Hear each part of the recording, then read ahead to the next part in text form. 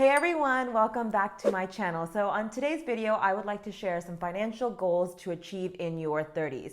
Now, this is going to be quite a lengthy video, and I think it's easier to follow if I leave some timestamps on the screen right now, going over everything that I'm going to be talking about. And I'll also leave some information down in the comments below so you can skip around to this video so you can see what applies to you. So today I'm going to talk about 7 different financial goals for you to achieve in your 30s. The first goal is to build a career you love. Number 2 is to make sure your income becomes assets. Number 3 is to stop fearing investments. Number 4 is to pay yourself first. Number 5 is to diversify your income. Number 6 is to make an emergency plan. And number 7 is to have a money date with yourself. Everyone in life has different financial goals and different aspirations, and I'm not here to tell you exactly how to save your money. I'm here to basically set you up for success and hopefully put you in the right trajectory to see financial success in your 30s. I'm going to be sharing my experiences, and it might not apply to you, but hopefully my experiences and sharing them with you will give you some tips and tricks on what you should do in order to make sure your finances are in their best shape possible throughout your 30s. Just to be clear, this video isn't just for anyone in their 30s. You could also be doing this in your 20s. And if you are, more power to you. That is amazing that you've already started your financial journey so young in life. Anyways, I'd love to continue this conversation down below. So if you have a financial goal for 2020, leave it in the comments below so we can continue talking about money and finance and what's next in our lives. So I don't want this video to be a comparison video. I think a lot of times we look on Instagram or we just look on social media and we see a lot of people succeeding and we think that they're money rich, but they might be money poor. We have no idea. But please don't take this video and compare my finances or my financial situation with yours. Everyone has different financial goals, and I just want to make it very clear that these are just goals to set for yourself. You don't necessarily need to have the same amount of money in savings as someone else. You don't need to have the same financial goals. Just remember that what applies to you, you'll know best. Everyone's financial situation is so different. I know some people who are still paying off student loans. I know some people who have to support their families. And I also know some people like myself that lives in a big city and you just cannot save at the same level of other people. So again, just a reminder, make sure you're not comparing yourself and you're just taking tips and tricks from this video to apply to your life to make sure your financial goals are in a positive trajectory. So every person has their own financial setbacks, they have their own financial goals, and they have a different amount of money that they earn. I'm not here to tell you that you should do something with your money. Remember, there's no should or there's no absolute here. What we want to focus on is a positive trajectory. And what that means is that you want to make sure your money is always growing over time. So whatever your financial situation, remember that you're running your own race. It's super important to remember that someone else's finances doesn't apply to your life.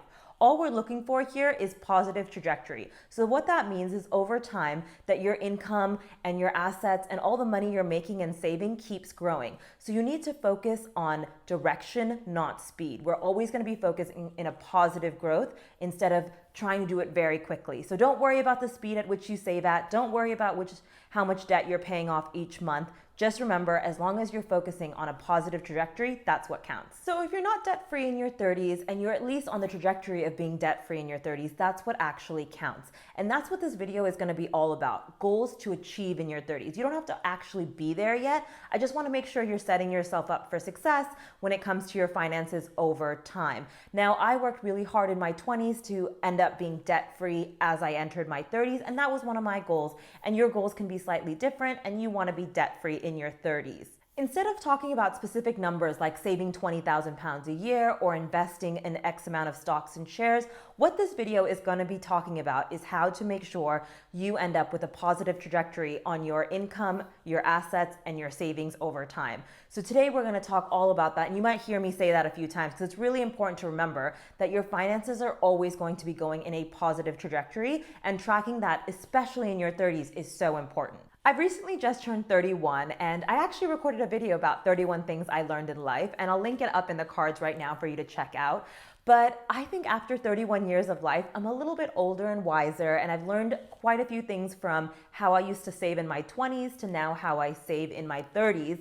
And I thought this video, just sharing it with you guys and giving you guys my tips, might spark a bit of inspiration for how you guys decide to move forward in life and how you financially plan for your 30s. So I hope that my learnings and my experience sheds a little bit of light on what you should be doing with your finances and how to end up in a positive trajectory with your finances. The first goal that we're going to talk about is building a career that you love. Now, in my 20s, I tried out quite a few different jobs and I was, working here, there, and everywhere. And I think your 20s is really an amazing time for you to explore what you want and what you'd like to do. It's okay to try different jobs, work in different industries, work at a bank, in real estate, in technology. It really doesn't matter because you're trying to build up your momentum, you're trying to build your CV, and that's totally okay. But for your 30s, it's time to focus. It's time to find that thing that you really love and start making it into a career that you really love so that you can start earning the income that you deserve and that you're hoping for. Your income is going to be your number one source of salary for most people in their lives. So you're going to want to make sure that what you're earning and what you're doing while you're earning is something you truly love. So again, building that career around something that you're really good at and that's something that you wake up and you actually want to do is so important. So like I said earlier, your 20s is really for exploring your options, trying new jobs, testing out the waters. I had so many jobs in my 20s, and that's totally okay because exploring things in your 20s and figuring it out is exactly what you should be doing, because in your 30s, you should really have a career you love so you can build the income that you deserve. A lot of the jobs I held in my 20s includes, sales assistant to retail jobs, to sales jobs, to real estate agent. I was a teacher for a short period of time. And then I slowly moved into the technology field where I work now. My most random job ever was working at a bakery. It was like a Cinnabon. It was so much fun, but really random. What was the most random job you've ever had? Leave me a comment down below. All I'm saying is don't spend your 30s doing a job that you feel about. Remember, money comes from when you're truly passionate about something. You're not gonna want to go out and do a job 9 to 5 every single day if you don't feel passion for it. If you're spending your 30s thinking, I just really don't want to do this, I don't feel passionate about it, I'm not excited about it, don't waste your time, really. Your 30s, you should be focusing on everything that you do really well and you really enjoy it, because the things you enjoy, money will naturally come from that, because as you enjoy something, you'll get better and better at it. And then hopefully over time, your income will grow as well. So my second goal to have in your 30s is to convert your income into assets. Now, what I mean by that is hopefully in your 30s, you're actually going to be earning more than you did in your 20s. Now, as you are earning more, you're going to want to make sure that you don't have any lifestyle creep. What I mean by lifestyle creep is you're not going to want to start buying more luxurious things, or you're not going to want to go and start spending all that extra cash that you have, because you want to actually make sure that extra money you are earning is doing some work for you and is going into some sort of savings. When you do start earning more money, keep your expenses low, okay? So what you were doing in your 20s, try to maintain that level of lifestyle in your 30s so that you end up saving more. And as you save more and more, what you should be doing with that money is turning it into an asset. So what are assets exactly? Assets are things like money in a savings account, money in your pension plan, your 401k, stocks and shares that you buy into different businesses. All of that are considered assets, and that's where all your extra money should be going. You don't want to be living paycheck to paycheck in your 30s and spending money on handbags or shoes or cars or things like this that end up being lifestyle creep is really not going to lead you to financial freedom or any sort of positive trajectory with your finances. So just make sure you're putting your income towards assets that make you money. So there's two really easy ways that you can start turning your income into assets. The first one is actually to do with your pension plan. Now you can easily add how much you pay into your pension by going to someone in HR or anyone who handles payroll within the company you work for and ask them to put in a little bit more into your pension. So usually people put in about 3%, that's standard, but you can easily do what's called a salary sacrifice and sacrifice a little bit more of your salary that's going to be tax-free and put into a pension pot that you then get later access later in life. Another way to turn your income into assets is by setting up an ISA account, so an individual savings account that allows you to earn interest on your money tax-free. It's amazing. You can put up to 20,000 pounds in it per year. But what I would recommend is setting up a direct debit on the first of the month and transferring however much money you want, whether it's, even as low as 10 pounds, but, 200, 300 pounds, whatever works for your financial situation, and transfer into your ISA every single month, because that's going to be interest accrued on that money that you're saving, and it's tax-free, so it's a win-win. Now, the third financial goal to have in your 30s is to get over the fear of investing. Now, I know investment sounds like such a scary word. Trust me, I was there. In my 20s, I never wanted to invest any of my money. And until my late 20s, did I finally feel comfortable with investing. But it's so important to start investing your money, especially now. There's actually a really good quote that changed my mindset on how investments work. And the quote is, "Yesterday was the best time to start investing. Today is the next best time to invest, and tomorrow is the worst time to invest."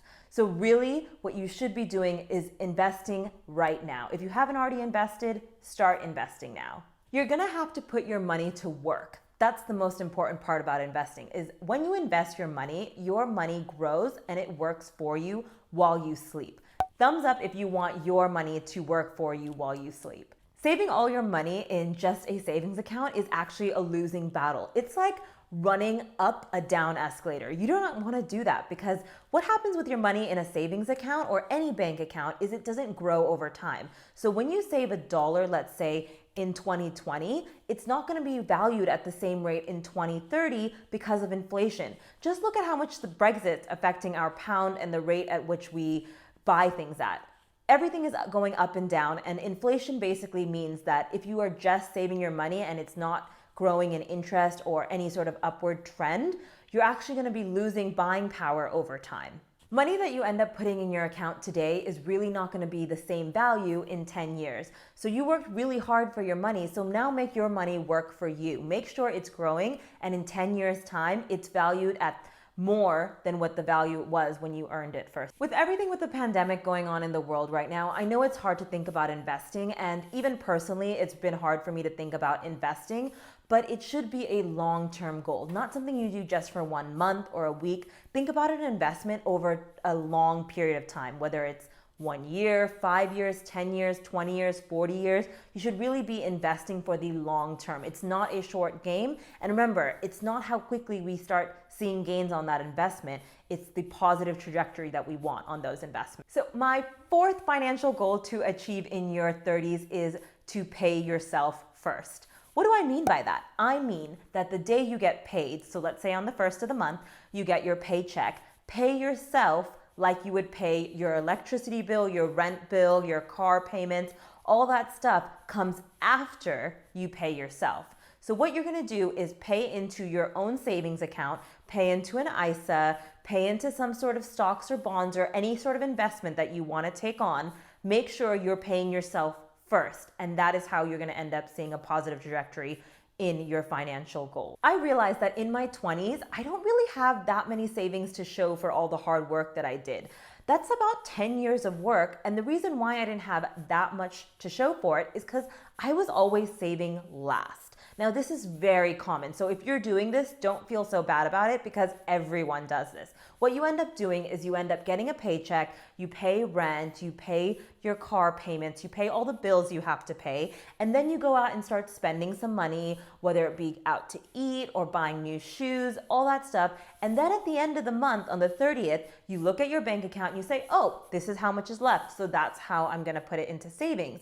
Now, that is not the way that you're gonna wanna do this from now on. In your 30s, you're gonna wanna reverse that. What you're gonna wanna do is make sure you pay yourself first. Hold yourself accountable to that money every single month. This doesn't have to be an extreme amount. You don't have to put away thousands every month. But what I'm saying is, on that first of the month, set yourself a goal, whether it's 20 pounds or 200 pounds or 2,000 pounds. Make sure that is always the first payment. So you pay yourself first, and then you pay your bills. Treat it like a bill. Remember, you are paying into your future, and your future self will thank you. Paying yourself first might be a strange concept to kind of adopt, but ask anyone who's saved a lot of money over time. They're gonna tell you that they put money aside into savings before they paid any bills, and that's exactly what you should be doing. Because if you don't end up paying yourself first, what's gonna happen is Amazon Prime, Uber Eats, Deliveroo, all these places are gonna take up your money, because you're gonna be like, oh, I have 30 extra pounds this month. Why don't I go and buy something on Amazon Prime? Nope, that's not the case. You're gonna wanna make sure that every extra dollar you have is going into your savings first and not last. Think of paying yourself first as a form of self-care. I know we all love self-care, whether it's getting a mani-pedi or putting on a face mask, but paying yourself first is actually taking care of your future self. You're going to prioritize yourself, and you're really going to love yourself more for having that money at hand in 10, 20, 30 years. So again, paying yourself first, super important, a great goal to have in your 30s. Even if you don't have the means of paying out 5,000 pounds to yourself every month, which is a lot of money, just start with 10 pounds. It's as simple as 10 pounds. Pay yourself 10 pounds this month on the first of the month and keep doing that every single month. What you're gonna see is a habit form, and you're gonna realize how important it is to pay yourself first. So start with whatever amount is comfortable for you, whatever makes sense for you, and then over time, you'll see that, oh, I could actually pay myself 20 pounds or 200 pounds or 2,000 pounds. It's exactly how I started. At first I was like, I can't commit that much. What if I don't have enough money at the end of the month? And over time I realized I have plenty of money at the end of the month. The amount doesn't matter, remember that. It's the mindset. You really do need to put yourself into that mindset of paying yourself first, and it is so important to do so. My fifth financial goal to have in your 30s is to diversify your income.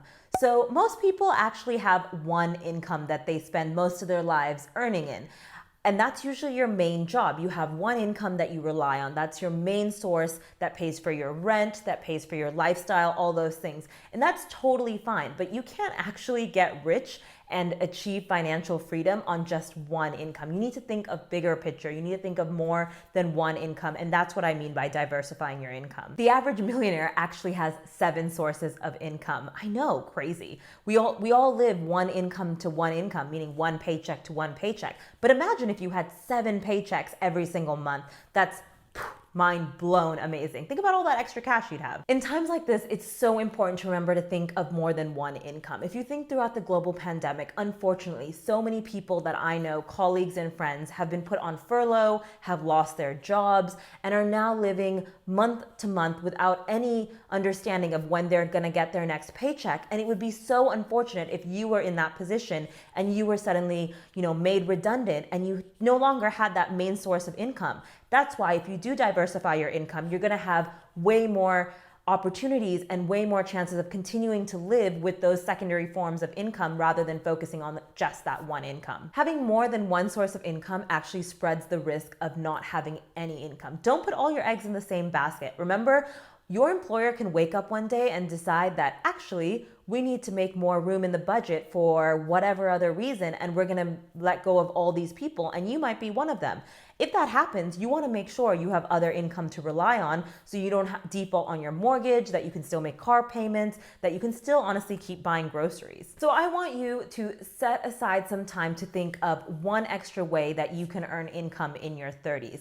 It can be as simple as taking up a side job like walking the dog, or maybe you are an artist and you want to sell some things on Etsy, or maybe you want to start a blog or a YouTube channel, or anything that you have time for that you can actually monetize. Think about how you can earn a little bit more money in a different format, in a different way that isn't your main income. So if you don't have time for a second job, which honestly a lot of people in this day and age just don't have the time to go out and start a blog or walk dogs or whatever, you can actually make your money work for you and create a second source of income by investing your money. So you should invest it in a stocks, shares, ISA, you name it. Any and all of that requires no extra time from yourself, but your money and your portfolio starts growing over time, which means you're actually earning a second source of income just by putting your money into an ISA account. It's that simple. Transfer some money, and you're earning a second income. My 6th financial goal to have in your 30s is to create a 6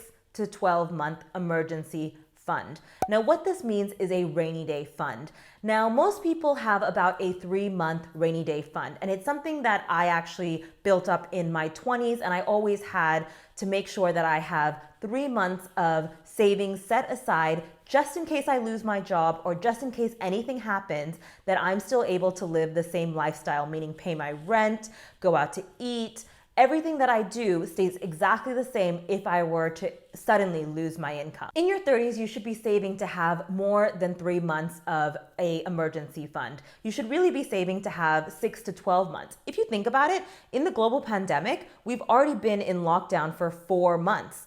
Imagine all the people who have been in furlough for 4 months already. If they didn't have an emergency fund, where would they be? You really need to start planning for longer term savings goals and emergency funds just in case something happens. And also in your 30s, there's more things in life that are likely to happen that might set you back or might stop your income from coming in.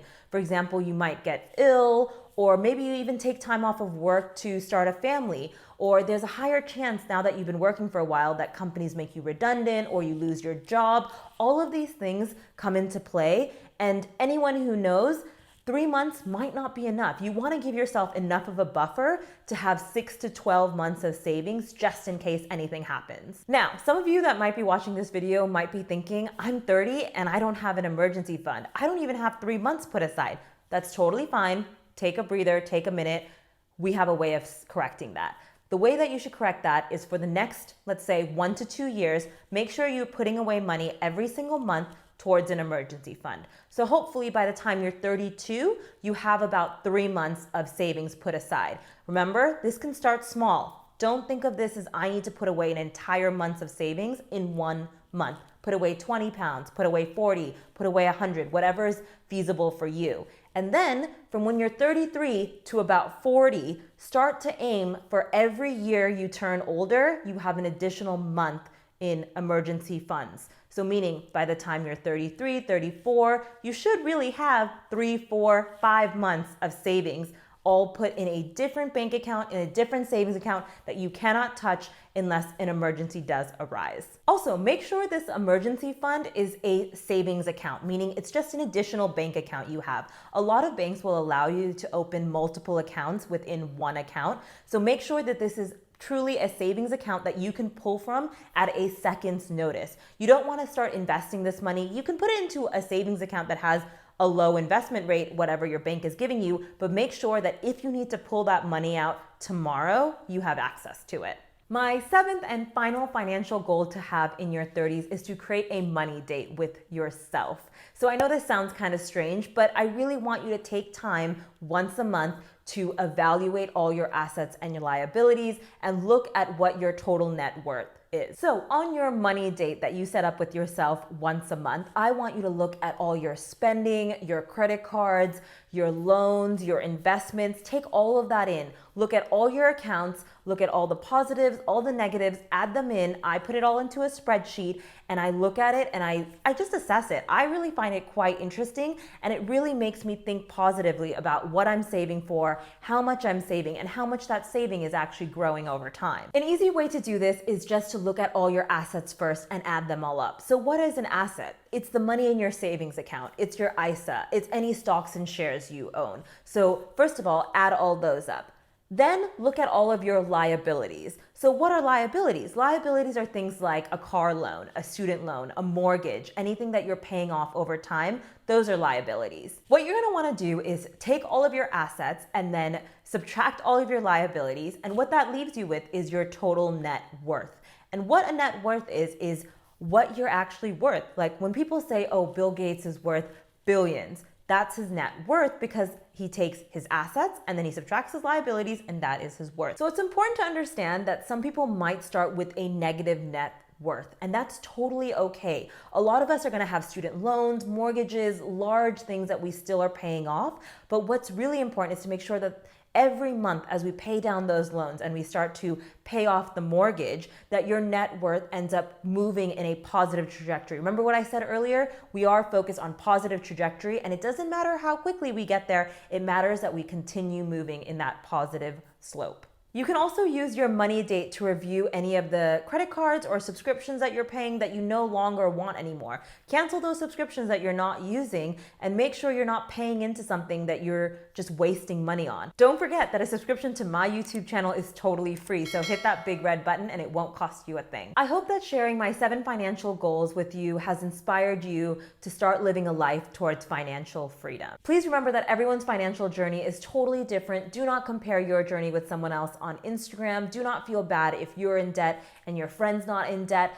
Just remember that we are focused on the direction of your finances and not the speed. So make sure you're making smart money decisions in your 30s to keep a positive trajectory on your finances. If you are new to my channel and you made it all the way to this point in the video, you are a loyal viewer and I really appreciate your time. So please consider subscribing. I am a small YouTuber and it means the world to me if you do subscribe. I upload 2 times a week and the next video that I'm uploading is my edible garden tours. Please hit the like button if any of my 7 goals are relatable to you and you plan on trying them out, or leave a comment down below of a financial goal that you're hoping to achieve in your 20s or 30s or 40s, whichever age you are. I would love to hear from you and I will catch you guys in my next video. Bye.